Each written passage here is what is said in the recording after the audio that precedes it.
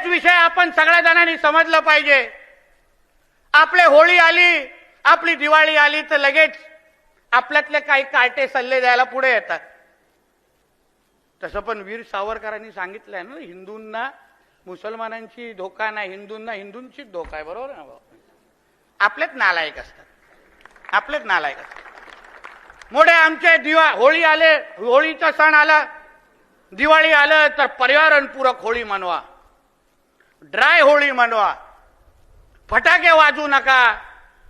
मग आता जी बकरी ईद येते आहे ना, त्यांना सांगा जरा व्हर्च्युअल बकरी करा, कापू नका बकरी. हा हिम्मत तुमच्यामध्ये? कशाला प्राण्यांना त्रास देतात?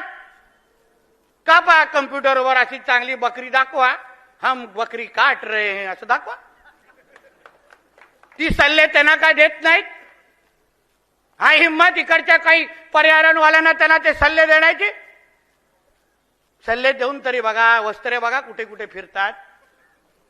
हा धाक आणि हा दरारा हिंदू समाजाचा असला पाहिजे, ही भूमिका आपली असली पाहिजे. त्या लोकांकडे वाकड्या नजरेची बघण्याची हिंमत हिंदू राष्ट्रामध्ये कोणाची होत नाही. जरा बघा आपल्या पाकिस्तान बांगलादेशमध्ये आपल्या हिंदूंबरोबर काय अवस्था करतात.